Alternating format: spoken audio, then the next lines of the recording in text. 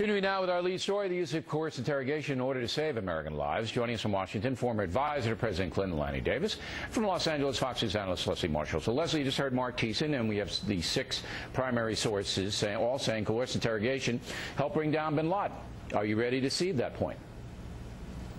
Well, I have no problem admitting with people who are sources and eyewitnesses that I am not, Bill, saying that these events and this type of interrogation led to the capture of Osama bin Laden. I don't have a problem with that. However, I do believe, based on information that I have found, including in 2003 when military intelligence was sent to Iraq, that they found 9 out of 10 people that they interrogated gave up the same information. Okay, but now whether they used traditional methods. You're wandering into the valley of theory. I'm sorry. All right, yeah, we want to stay away from the valley of theory. That's not a good valley to be in when you have a very specific case, Lanny, that is, you know, a part of American history now.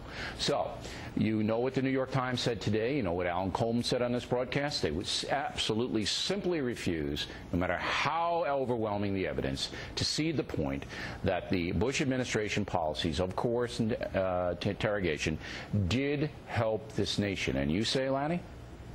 Well, I wrote today that we have to give credit to George Bush and those that use these techniques for getting information that directly or indirectly led to the death of Osama bin Laden. I don't think there's any way to deny that. I have also written doubts about violating written law against torture, and we're between a rock and a hard place, but we have to give credit where credit is due.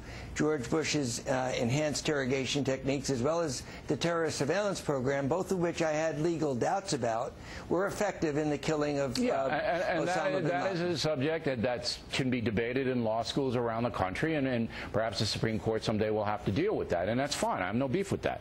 But there are, Leslie, people on the left who and I know the New York Times among them, that basically said, look, we don't care whether this interrogation worked. We don't care. It's wrong. We should never do it, even if it does save American lives. And then Dennis Miller said something, as I mentioned, very brilliant last night.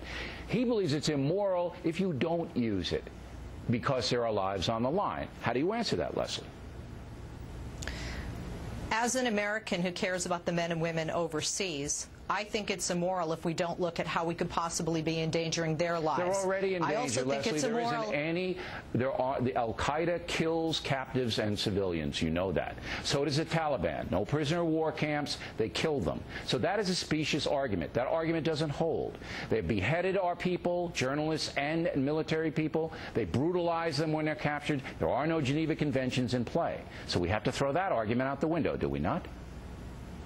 Why do we sign a Geneva Convention then, Bill? What makes us stand head and shoulders above the rest of the world? This is not. This is a war on terror with no uniforms and no rules. So we should stoop to the level of those that we are fighting? I think it's very reasonable, Leslie, to give the President of the United States and him only.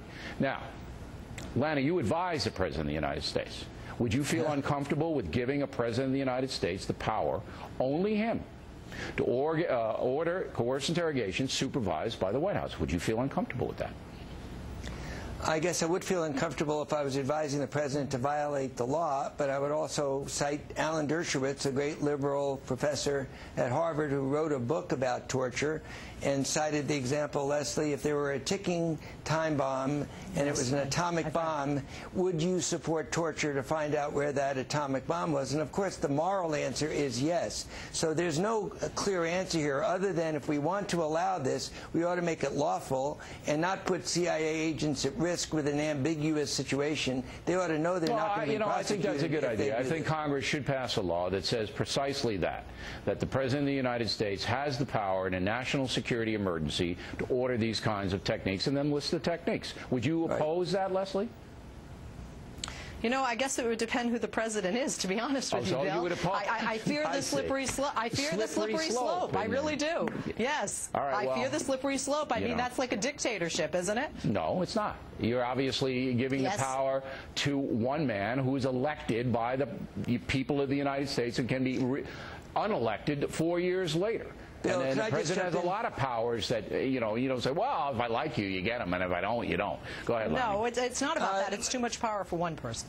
The one thing I would suggest to my friend Leslie and fellow Democrats is this is not the moment to take cheap shots at George Bush or the Bush administration. We are one nation, finally. Maybe we had a 48-hour timeout.